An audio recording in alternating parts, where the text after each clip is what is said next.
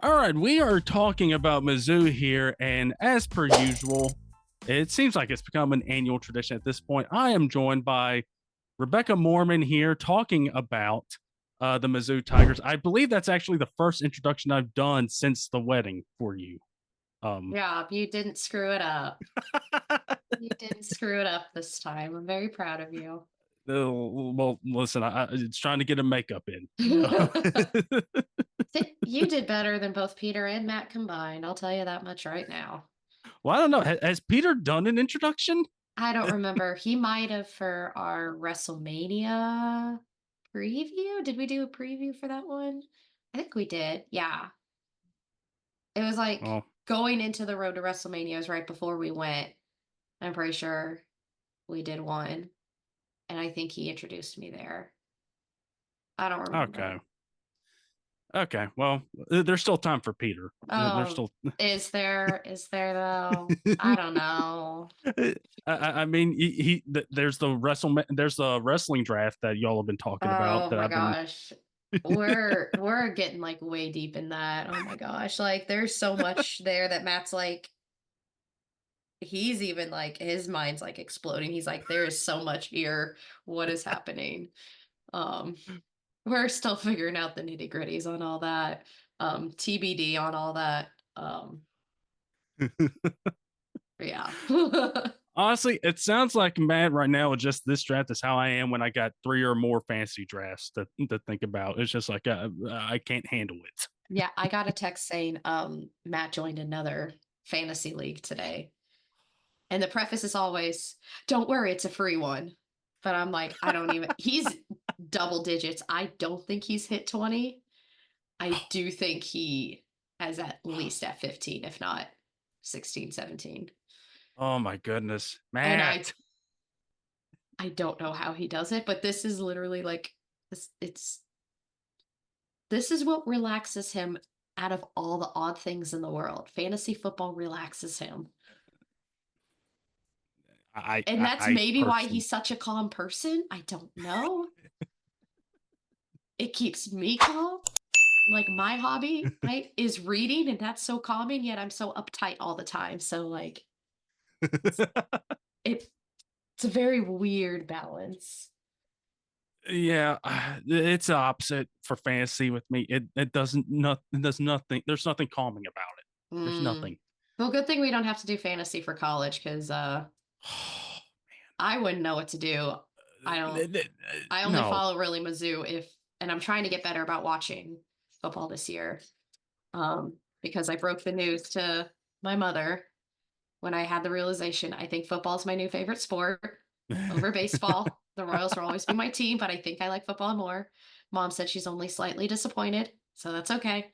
Eh. Um, Matt, I think, is very proud of me. I think he almost cried when I told him. I was driving one day and I realized I was getting excited about football season, not because Matt was getting excited. I was getting excited for myself. And I said, what has happened? Married life has changed me.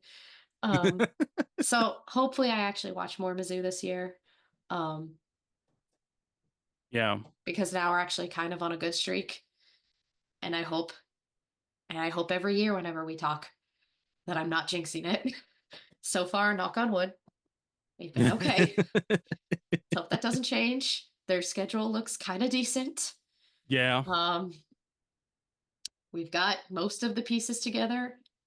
I'm sure the big talking point between that you're gonna even touch on too. What the heck do we do without Luther Burden? Um, Yeah. and also a brand new quarterback, which of course it's always got to be a Penn State transfer. Don't we love it? When I Uh, initially wrote my notes, I was like, "Oh, quarterback is between Sam Horn, which was in the last bit of quarterback, like I can't think of the phrase I'm taking, but like fighting for the starter, the last time, which was I think 2 seasons ago, and then this Penn State guy, and I was like, oh goody, that's fun. And then I read something like right after I took my notes, I never fixed it. And they're like, oh yeah, they're going with the Penn State guy. I was like, oh, of course. yeah. So Yeah. that's either going to be great or I'm going to say, Peter, screw you. How dare you? Yeah. I mean, Peter's probably like, hey, good, you can have them. It's like Well, James Franklin wouldn't know what to do with them anyway. that's true. So Yeah. Yeah. No. I think that, well, since this is primarily football, and you're really excited about football season, this is going to be this is good for this is good. We got Mizzou, we got Chiefs. Yeah. So yeah, you meant, yeah, Mizzou. The quarterback battle is interesting because, yeah, Bo Pribula is what I have Not here. even trying that name. I just said the I Penn mean, State transfer. there's worse names that I've tried to pronounce. So That is true. I always forget. there's always worse names that you can butcher, but um, no, it's just I think he's a backup coming from Penn State, looking for more playing time, and yeah, he's going to be the starter. It's just I think he is coming from a big program, but he is a backup, and he's only played in limited amount of snaps. And it doesn't. I think Horn knows the system more because he's been in that program for a few years. But I guess it's just, hey, like, listen, Bo gives us an element that we do not have with Horn, and we're gonna go with him and say, like, hey, listen, he's got experience playing against all those Big Ten schools. Um, but yeah, the big one I think is the weapons. I think honestly, just the offense in general. I have here in my notes, um, and like in the returning production, Mizzou ranked in the bottom half of the SEC. Yeah, I think it was like 58 overall. But a lot of that was the defense, and they were saying I think like 72% and 44% for the offense. So it makes a lot of sense when you lose Brady Cook, Luther Burden, Theo Weiss, and then you have a couple tackles like Membu going in the first round, which I mean is obviously great because you got a first rounder Mhm. going to the NFL. That's great, but it's not great for you and your program outlook. It means like, hey, we're gonna have to find guys to replace a first rounder, second round wide receiver, and also a quarterback that was really productive from Mizzou. You almost feel like you have to start back at square one and you're rebuilding the team when you're not in a rebuilding season per se. So, what are your thoughts on like their schedule? Because one thing college football news like really believes is like the schedule, like obviously Mizzou's had great schedules like in this whole Right. like build, and that the schedules made the difference because they're not playing those really really tough SEC schools. I think for no for sure LSU was not on the list. No. Yeah. They play Alabama at home. I think they're saying Auburn might be their toughest road opponent this year. Um, but yeah, what are your thoughts on their schedule? Because like in yeah, because especially if they are having to rebuild everything, like Yeah. obviously that easy schedule is going to help. But Yeah. I don't know. I mean, like yes, the concern is there that are we going back to square one? Are we going to be back at the bottom of the SEC even with this easy schedule? Like we've come so far. Right. Yeah, you know that Mizzou's won 10 games back to back years, and a lot of that is due to the easy schedule, but and a lot of that is due, that they played in a lot of one score type of games. And I think, even with the easy schedule, you would probably think eventually, like the law of averages and like how it plays out, like you're not going to win that many one score games over a consistent period of time. So you do wonder, hey, does that number come back down? Does it even out? But I mean, yeah, the schedule, I mean, it plays out pretty well. I think honestly, that's probably for the best. When you consider you got to replace a lot of talent. I mean, Central Arkansas, you play that team that's from that other state on September 6th. I'm not even going to mention what the school is I don't even because, remember it off the top of my head, but I'll just look. I'll look well, at the I note got you I gave got in me. trouble by you for talking about them a little bit Oh, too that much. one. Yeah. Oh, yeah. I was like, I haven't even looked at it. Oh, Yep. yay. Great. Haha. Yeah. But that's at So home. looking forward to that. Yeah. But a lot of the home, a lot of the schedule, it's really loaded for you guys to play a lot of being at home. Like in looking at the first 5 games, I mean, first six, to be honest, 6 of your first games of the season are at home. But I mean, yeah, Central Arkansas, Kansas, Louisiana, South Carolina. That's going to be, I think, I don't know what to expect from South Carolina. They can be a 10-2 team, or they can be 6-6. I really don't know. UMass and then Alabama. That's going to be a tough stretch. I don't know. I honestly think, well, Vandy has gotten a little bit tougher over the last, few seasons. I think Oklahoma would be a good bet to kind of say that would be the toughest road game. Um, I've read a lot of talk about their quarterback who they brought in. There's a lot of excitement about him, and of course, I mean, we got to see how he does in the regular season. But it seems like they're really high on him and where they could go with him. So I really don't know what to expect with Auburn. To be honest, under Hugh Freeze, they've just been kind of like they've never found their quarterback under him so far. Yeah. So I think honestly Oklahoma is probably the tougher one, but that is the second to last game of the season.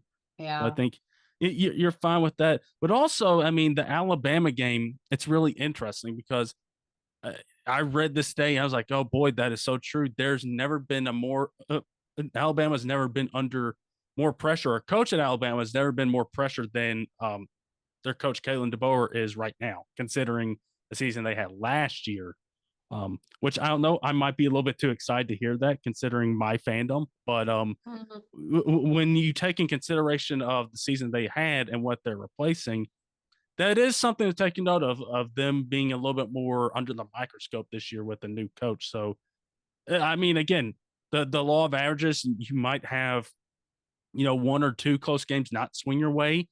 And maybe that's one of them, or maybe it is. I mean, the home field advantage in college football, I mean, in any sport, is big time, especially when you got a school like Alabama coming to your place. So I would say toughest road game is probably Oklahoma. I would say it's Oklahoma. Um, Auburn is definitely there. Vandy, I would even throw in, and I hate throwing in Vandy in there. I hate Yeah. doing that, but I mean, they did have that big upset of Alabama last year. Yeah. So, I remember that. something to take note of. And Yeah. I think that, I mean, I think they'll be tough. They bring a lot of guys back for them this year too. I think, in fact, they're bringing back a lot of production from last year's team. So I would say that. But I mean, the schedule, I mean, it's not bad. It helps when your first 6 games are at home, Yeah. and you kind of get that feeling there. You're playing at home. I would have liked to seen a road game there earlier just to get on the road.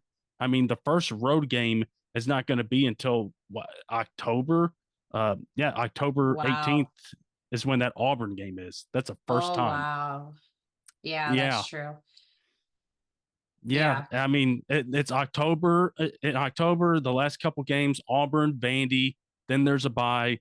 I think Texas A&M will probably be a tough game at home too. But then you close out with 2 road games at Oklahoma and at Arkansas.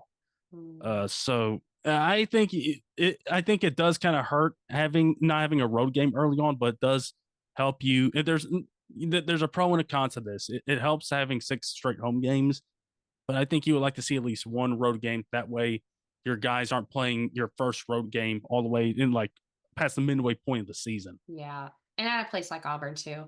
And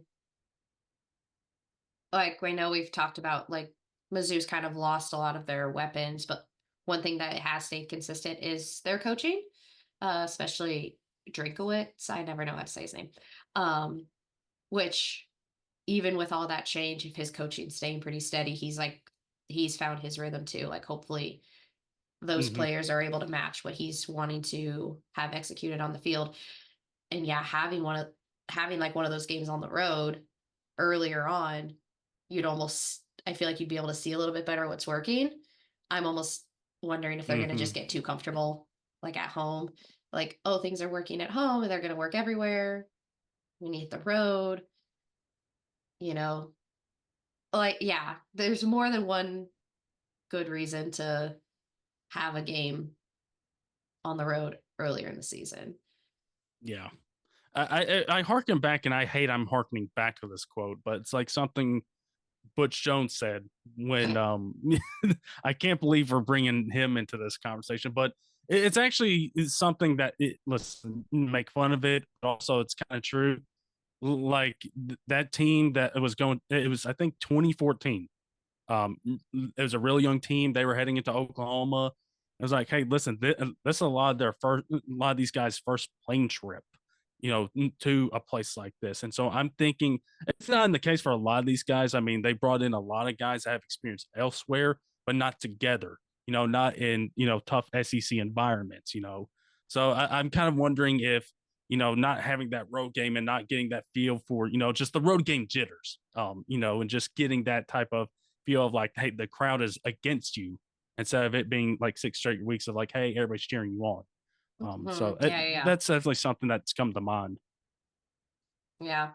Well, from what I've read too, like, kind of going back maybe to the schedule just a little bit, but like I was really happy to read that like College Football News had like it broken down like, oh, these games are for sure losses. These games are like maybe 50-50. These games are for sure wins or like very likely to win. They had no like for sure losses for Mizzou. They're like, it's either they're likely to win Mm, or it's a 50-50 draw. So that, especially when you think, oh, you're playing Alabama, like you wouldn't have been able to say that 5 years ago. You wouldn't have no. even been able to say that about Mizzou, period. Like not having any games be for sure losses or even have some very likely to win. The SEC has changed. I know Yeah. obviously this is a future conversation, when it actually happens. What's going to happen when we start getting more of the LSUs, the Texases, the Tennessees in our Yeah. schedule? Are we going to kind of hold our own, or are we just going to crash and burn? And then all this kind of steady work, even with an easy schedule, is it all kind of for nothing? I don't think so. And like I said, that's a conversation we can't really have until we know for sure that they're going to obviously face Yeah. off. Um, but it's just something interesting to think about, you know?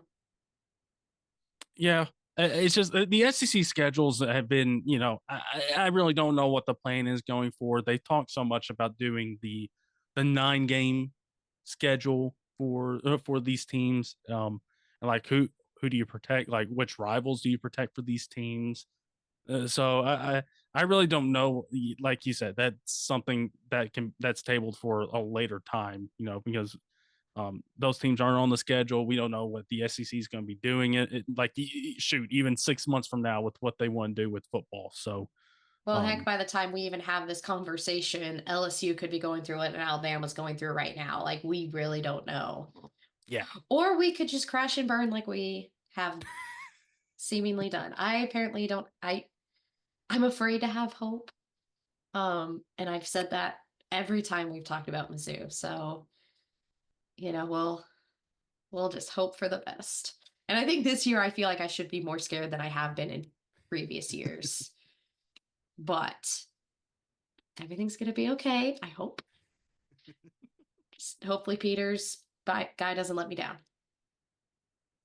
I mean, yeah, And that's how we end that.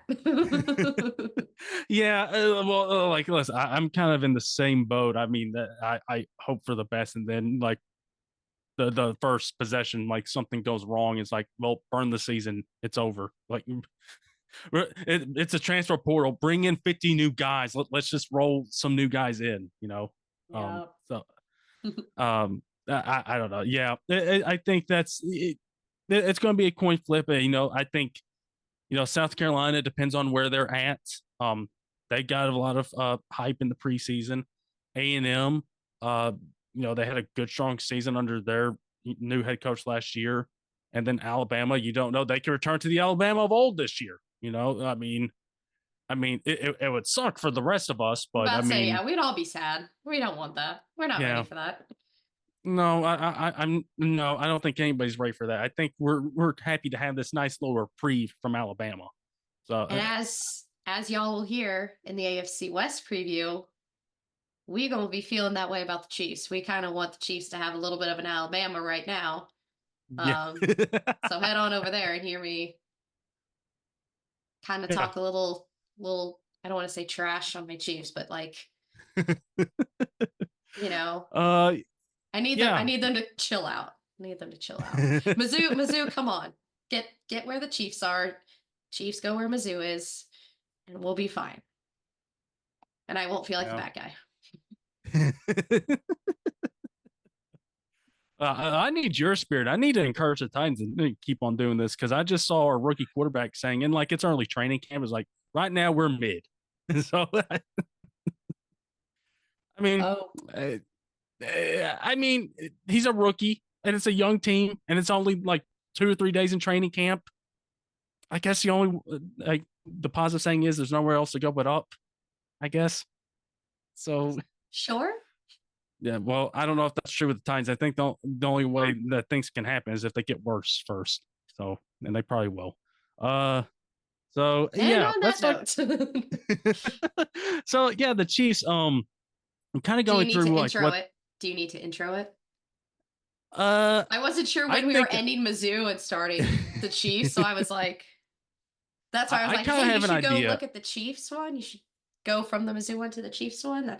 That's kind of where I was kind of going with that to, at Okay, least help I end think I got an Mizzou. idea. So, okay. I think I got an Green. idea. I think what I'll do is I'll put this alongside the the AFC West. Oh, Uh, we're just gonna. Pod. It's I'll just splice Mizzou in here. It's like, hey, listen, we got 15 minutes talking about Mizzou.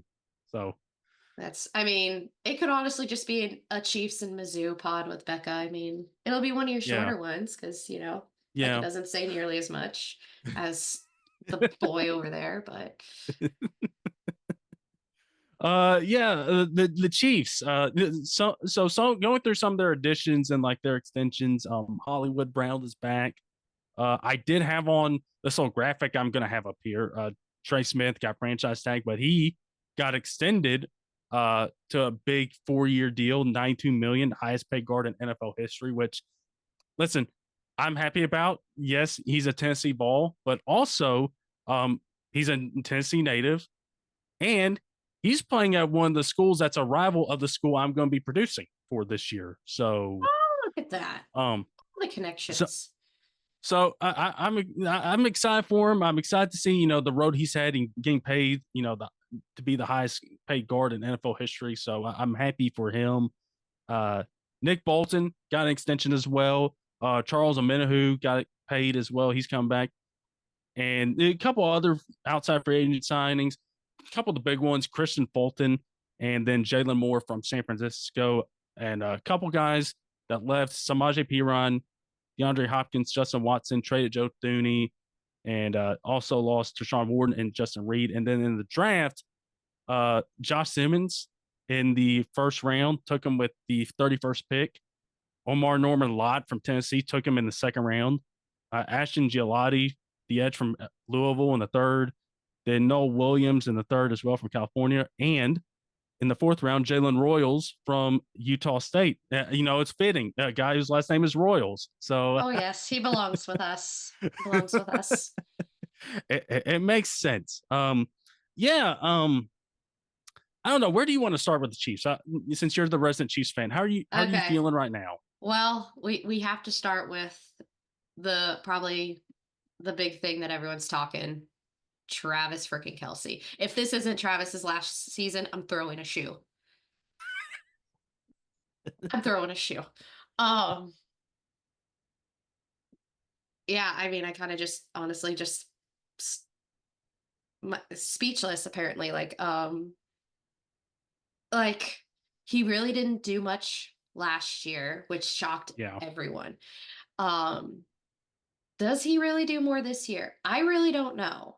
And I think it really just depends on the targets. Like, I don't think he got targeted nearly as much last year. He No. could have had more, but he wasn't given the chance. And then when he was given the chance, it kind of fell flat. He has apparently admitted that he was very distracted last season. He had a lot going on outside of football. all we saw him doing with the commercials, his game show, and he was sporting Taylor on the road. He was going everywhere for her shows. Yeah. He's been much more under the radar this half season since the Super Bowl loss, since Taylor's off tour. I truly believe he's got his head on straight. Um, and he wants to kind of go out on a high note. Like, this is the last year on his contract. He hasn't said he's done. I don't think he'll say he's done until, like, kind of pulling like what Jason did. He's not saying he's done until he's signing saying he's done. Yeah. He's not going to pull a John Cena and say, this is my retirement tour. Um, he wants to know that he did the best that he could, and he knows last year wasn't. And we all saw that last year wasn't. We didn't necessarily know, Yeah. like, okay, yeah, we could maybe guess that these behind the scenes things were maybe distracting him, but like, you don't ever necessarily want to think that. And the player itself is not going to let you think that. So the fact that Yeah. Sure. he's admitted, I don't remember what podcast. I think he said it on a podcast. It wasn't his. He was a guest on another one. That he straight up admitted that, like, he was like, yeah, I was distracted. That's kind of a bold move. Like, you don't, I know it was after the fact. He could have been slammed for it. He probably was. I don't know. I don't read the comments. But he was bold and said, hey, I was not in my right mind last season. So he's recognized that. He knows what he needs to fix. I mean, I've been talking about the Chiefs getting humbled for years. Last year might have done it. And that was not just Travis. It was just that Super Bowl loss in general. I mean, that's kind of, I think, where I will start, and then you can kind of just throw in whatever you want from there. We need people to help Mahomes execute. And we were able to do Yeah. that a little bit last year with Kelsey not stepping up nearly as much. But he's going to be the guy everyone's watching, like, just like last year. Yeah. I will say the one thing is that there's a little bit more efficiency with this team. Like, they get the ball out quicker and all that stuff, and that helps. But they're not as explosive as they once were. And I don't think not going to be able to go back to that Tyreek Hill type of explosive offense where you're just like, you got bomb after bomb after bomb. And I feel like that's what a lot of people thought, drafting Worthy last year was going to be like. But he's a little bit different. Tyreek was great at being a downfield threat and going and getting the ball. Worthy Tyreek's is, his own breed. Tyreek is his own yeah. breed. Oh yeah, Like, he's one of one. yeah. And Xavier Worthy needs to do Xavier Worthy things. See, if he's trying too hard to be like Tyreek, that's when I think we've seen a lot of those incompletions with Worthy when he goes down deep. Mm-hmm. Yeah, like, and so another note I had about the offense, yeah, Worthy and Pacheco, they're still around. Pacheco, I hope, has a better season than he did last year. Yeah. And yeah, Worthy did great for his rookie season, his first time, playing with the Super Bowl champions. But he still has lots of room to improve. I don't think we've seen either Worthy or Pacheco's best season yet. Yeah. Well, for I sure think on Worthy and Pacheco. Pacheco, I think, yeah, Yeah. he's still on an uphill climb. Yeah, I think Pacheco. I think he was hurt for a lot of last year. I think he was hurt for a Yeah. lot of last year. And So so it's then just when he like, hey, was playing, listen, it wasn't doing well. That's, yeah, have a better season. yeah, Don't get hurt. That's great. Let's stay healthy. it's simple Um, enough. but yeah, like, also kind of going into what you said too, like with our first overall pick, or not our first overall pick, our first round pick. They understand the importance of protecting Mahomes. There is a lot of movement going on in the offense. We've had some Hmm. key players stay, but they understand the importance of protecting Mahomes. All of the other weapons around him, like around, can change, but they understand the importance of Mahomes. And Yes. if you're going to keep Mahomes doing Mahomes things, you got to protect him. So they said, we're going out early and we're getting that offensive lineman. Um, and then I think that's all of my notes on the offensive side. Um, yeah. And then I have a couple things on defense, but if you weren't done with offense, you can finish with your offensive Well, notes. yeah, I do like that they, like you said, they went out and saw, hey, we gotta get a blindside protector. And like, listen, the offensive line as a whole, you every position now is important, like everything from guard, center. I mean, there's a reason why Trey got paid the way he did. Like all those positions have become important. But I mean, left tackle out of all those is still the most important one. It's the blind side. And I do like that they went out and said, like, hey, we're going to go and get somebody free agency and the draft. Now, Moore was a backup in San Francisco and played some spot minutes. And so the contract, I don't know about that. And he's going to cost a little bit money, against the cap. But everything I read about Simmons, the reason he fell the way he did was because of injury. He had an injury in the middle of the season last year for Ohio State, and that's the reason he fell this far. And based on everything I read, and like so far, it's only a few days into camp again, but that he's been awesome. Like, yeah, I remember I was actually in preparing for this. I saw a quote that Travis and Jason were talking about him on their podcast, and Jason was kind of saying like he's reminds me close. He's like a kind of a clone of Trent Williams. I think I Of remember that. And I was like, okay, if they are able, if the Kansas City first off is able to get a guy like that talent at 31, first off, the rest of the NFL is just like hitting their heads against the wall because like, how do we let this happen? But I mean, the guy was hurt. I mean, what do you expect? But Mm-hmm. also, if you get a guy that has that type of talent in there at left tackle, well, then that's going to help out Patrick. That's going to help him out because if you got a guy that is as strong as Trent Williams, is athletic, and he's still playing, he's still good for the Niners. So if you got a guy like that protecting Patrick's blind side, then you're going to be fine. And then you move Jalen Moore somewhere else. Like I think I read he was getting snaps at guard, Joe Thuney. Since he's now gone, so it could be either him there. You still got Creed Humphrey, and then you got Jawan Taylor, who's been on right there.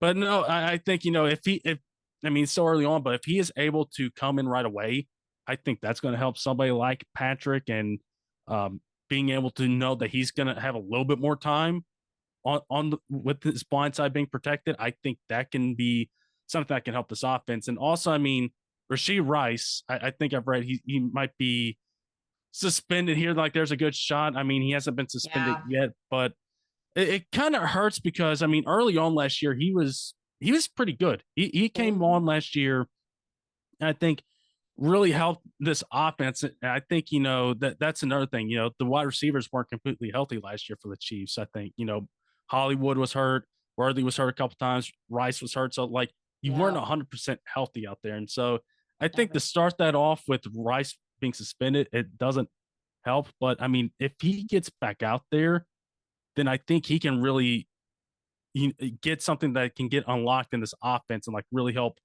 Worthy and like because everybody has their certain role and like they have their specialty that they're drafted for.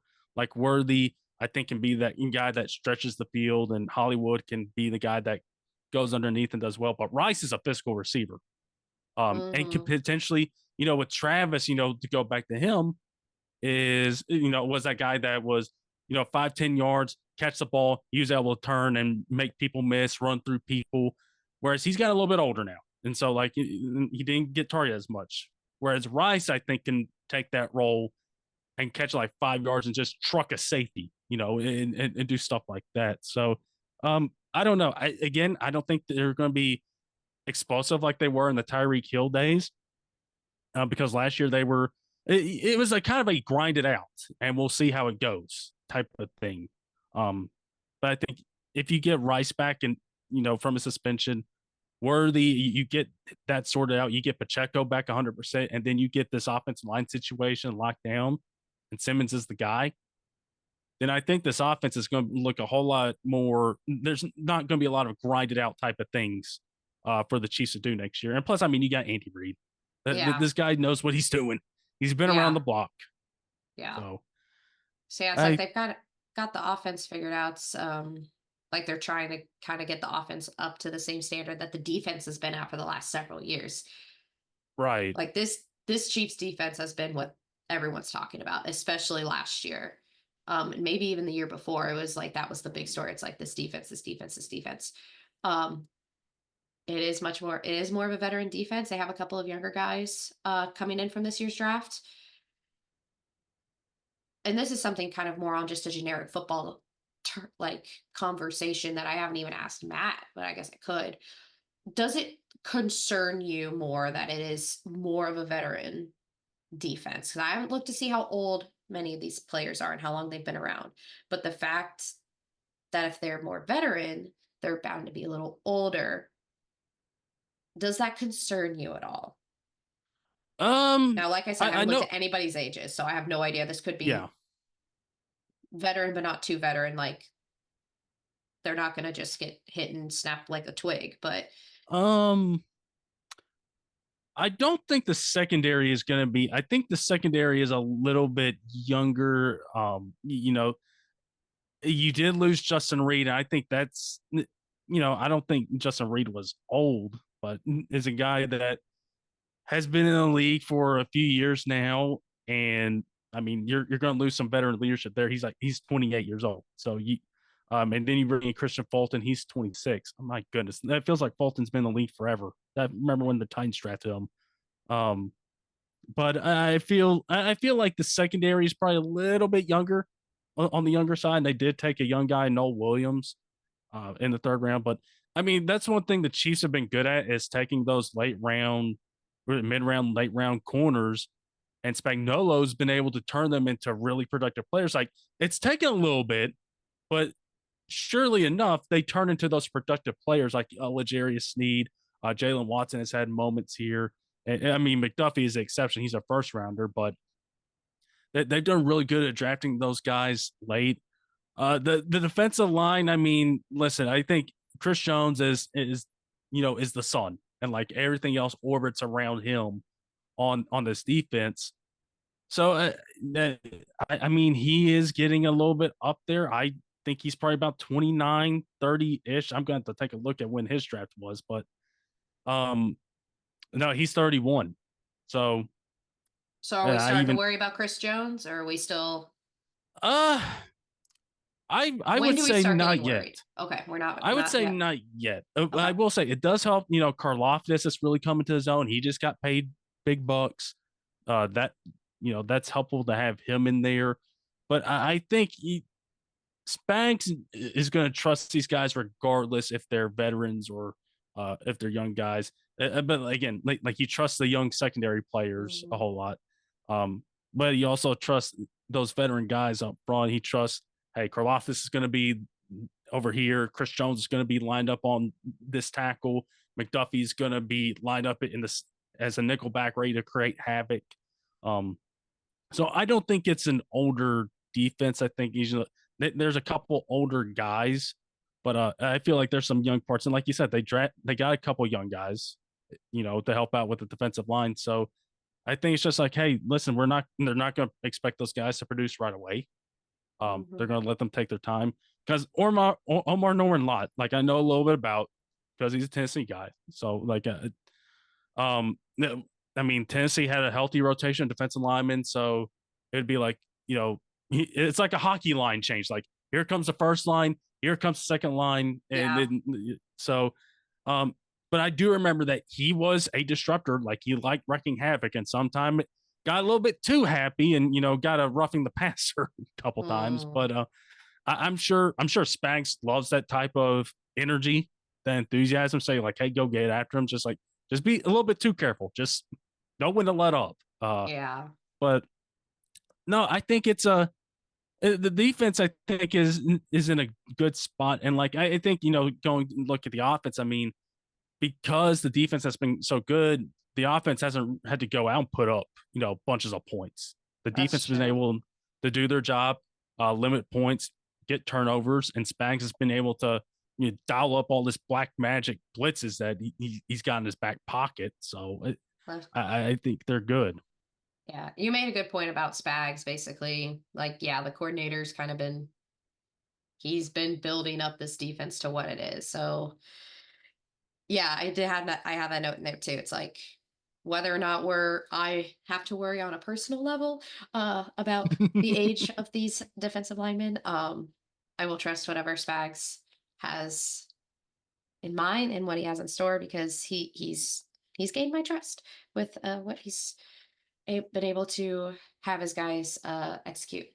Um, I have an overall thought on the AFC West. If you want Yeah, my go thoughts, for okay. it. I know we were only talking about the Chiefs, but the thing is, if we're looking at where the Chiefs are going to go this season, because I know we've kind of been like, okay, Super Bowl, do we actually want them there? No, we don't want them there. Long story short, no, I'm tired of being the bad guy. I'm over it. I think it's a very, very interesting AFC West this season. I'm very curious to see what you have to say in your full pod. If you look at the coaching, Harbaugh's in his second season with the Chargers. Sean Payton's in his third Yep. with Denver. Now Vegas has Pete Carroll. That's 4 Hall of Fame worthy coaches just in the AFC Yep. West alone. Mhm. I think it's going to be very, very, very tight. And it's kind of like what you said in the NFC North. Like, could that be the toughest NFC division? And you have, and like 3 of the teams last year were in the playoffs. I think we're going to get that with the AFC West. 3 AFC West teams in the playoffs. 1 team barely missing the mark. Absolutely, I see that, 1,000%. I don't think the Chiefs are not going to easily claim their 10th AFC West division or division title. It's not going to come as easy as it has in the past. It's going to come down to that week, potentially the final game of the season, depending on how the schedule is. I don't even think they're going to get the number 1 seed, perfectly honest. Less than 5 losses though for the whole season, you know. I want to be humble, but I understand. I understand to a certain extent that I don't think we're going to tank that badly. We're going to still be under 5 losses. And with it's 18 games, right? Yeah. 18 games. Yeah. So that's still 13-5 at the bare minimum. That sounds so bad. I mean, very sarcastic for my audio listeners. So here's the thing. Do I think they're in the Super Bowl? No, I have the Ravens. Not even AFC West. I think Ravens come out. And the thing is, I think, and Matt and I have not had this conversation yet. He could come in and talk right now and I would just take off my headphones. I have no idea how loud I'm being because of these headphones. And we don't have a door on the room right now. Because of where the Chiefs have been. And because I'm so freaking sick and tired of just winning all the time, we've turned into the Patriots. We've turned into the freaking New York Yankees, and I'm tired of it. And my mom doesn't get it. Sharon, just hang with me. My Ravens pick is very much an emotional pick. But the thing is, at the same time, I do think it's a very logical pick because of how close they've been. Right neck and neck since Lamar's joined the league. Heck, even just get Derrick Henry on the team last year. My goodness. Terrifying. And sad. And I'm ready to see them go all the way. After all I said about the AFC West, I do think it's the Ravens that come out on top at the Super Bowl. NFC, I got nothing. That ain't my side. We ain't there yet. But I can tell you AFC West and Ravens. Well, That's I my mean, story. if you don't want them winning anymore, I'll take it. I'll take it as a Titans fan. I mean, I I mean, don't know. I mean, it's gonna take the black magic that Spagnuolo's been able to conjure for that to happen. Maybe. I don't know. As long if we can like get the Ravens where they need to be, and if the Chiefs still aren't humble enough, yeah, we'll give you a little bit. We'll give you their like residue. They're leftover. And they're leftover they're just, talents. and then just here's Peter over here with the Steelers. Just Yeah, there's just Peter. it's like the meme of the just like how was it like the holding the kid up in the pool and then the Oh skeleton yeah. down. Oh yeah, As yeah. that's the Steelers. That's Peter and the Steelers Because in mind this you, Ryan, situation. you have not lived with my husband. Going from boyfriend and girlfriend to fiancés to now husband and wife. That AFC championship game, my goodness. Like, I was heartbroken. And that's not even my team. I was just like, I'm tired of this for you. Then going to the game last year, that one was a little different because it was in person and obviously nothing's on the line. Right. Um, Yeah. but still, like, can we just give my husband some gosh dang happiness? Ugh. I Oh. feel like now I'm being overly loud, and I wonder if he has headphones in, and that's why he's not coming in here. Well, listen. Let's get the Ravens one this year, and then we can then let's And get then the maybe we'll Titans one. all be happy. Well, except Peter. Um, He's a Steelers fan. I then mean, my family will be happy. yeah. Because then my dog won't be as stressed. He knows when Lamar's not playing well. I Oh, think the poor other King. day, what was it? It was the other day. Like, I think it was in this house. So it's only been within the last month. Something happened. And King jumped up on Matt's lap like he was ready. It might have been a wrestling thing. It might have been before Seth Rollins got hurt. But like not Seth, King knew and he was like, I'm ready, Dad. I'm ready to keep you calm. So Matt's already been like talking King up. It's like, are you ready for another season of Lamar Jackson? I said, I need a season of like not as good Chiefs so Lamar can do what he needs to do. Like, my gosh. Yeah. Yeah, no, the AFC West point. I mean, I'm going to have to do a little bit more digging just into them, but like it is going to be such a tough division with those level coaches in there all at once. You got the Broncos having the season they did, which kind of I think took everybody by surprise. You know, Bo Nix being pretty solid as a rookie, not like the Jaden Daniels type of season, but still pretty good. Yeah, Um, yeah. and really kind of cemented like, okay, that's why Sean Payton wanted him where he did. And then you got the Chargers and Harbaugh. Like I don't know if you've seen it, but just that meme. And there's this new meme of where Harbaugh's just like peeking out of a curtain. He's watching Justin Herbert throw a football, and just like he has this awestruck look on his face. There's like, I can't believe this guy's my quarterback. Yeah. It's like it literally is a new meme format that Harbaugh has given birth to in the span of a few days of training camp. And then you got the Raiders with Geno. I mean, they got the Christian Wilkins thing going on right now, with which that's been weird to see how that's played out. But he's got Geno over there, and you know he's got Ashton Janney, who I really like, and then Brock Bowers. So like they got something going on there. I mean, they got Tom Brady as a part-time owner, so I mean, sure enough, they'll probably And find that's some why way the to win. Chiefs hate him more or me, but that's me. I don't like to admit that the Raiders are probably going to be really good. That hurts me inside. I'm still a Chiefs Yeah, fan. Like, we can't forget that here, guys. yeah, no, no matter I'm how just much the I'm you just think the much AFC nicer about West, it. I'm yeah, much no nicer matter. about it to my team than Peter is. Yeah, no matter how good the AFC West you might be, you just like I still want these teams to be bad. I Mm. don't want to see them be good. Yeah. I don't want to be right, guys. Yeah, like sure, I think three teams will make the playoffs out of this division, but I don't want to see that happen. I want to see them Right. all have losing records. You know. Right. Yeah. Oh man, Yeah. Justin Herbert has a losing record. If Harbaugh has a losing record, I don't know. Oh no. I'm not sure I'm mentally prepared for that. I don't I don't know. Like, again, obviously I'm gonna have to dive into more of that, but it's just like I don't know if I feel like something would have to just drastically go wrong for that to happen. Like I don't know. Like I think I think the Herbert only has thing to get hurt, like hurt, right.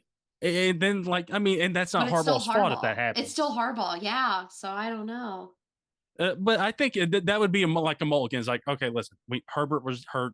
We're gonna cross that out. We're gonna look to next year.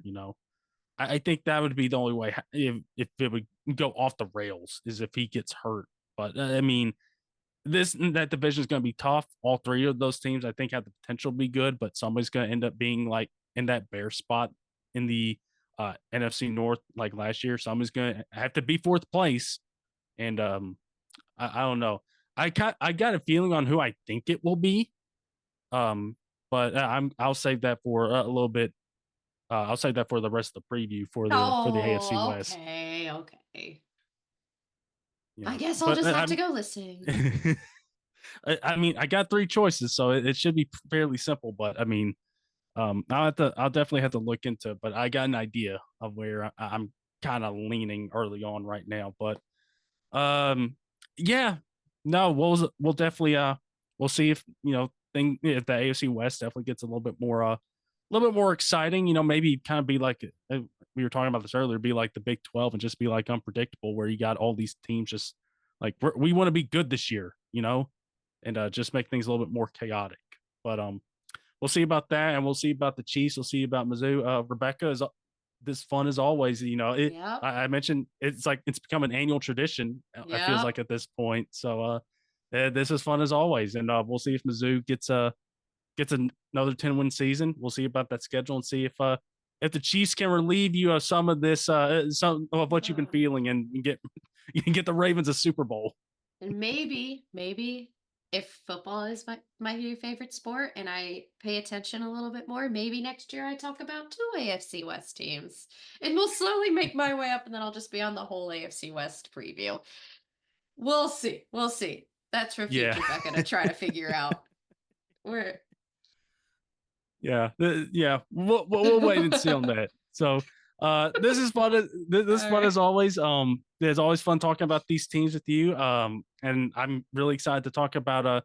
Speaking of those Ravens, I'm really excited to talk to Yeah. Matt about those Ravens. See kind of where his head is at on the Ravens, and Where's honestly, just mom the rest. brain's at on the Ravens. Not just any Yeah, brain. His mom brain. yeah. Because it is a there, I mean, it's brain and then Lamar mom brain. There is a stark difference. Don't let him fool you.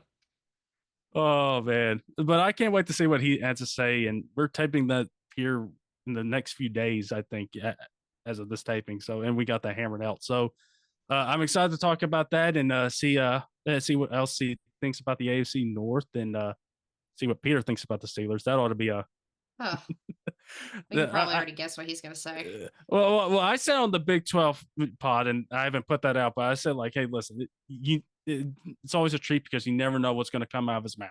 Oh, Uh, yes. like I made the mention of him in the group chat of like which river is Arthur Smith going to be going down this year. Mm. So so I don't know, but I know I made a mistake in the graphic of I didn't put Aaron Rodgers in it.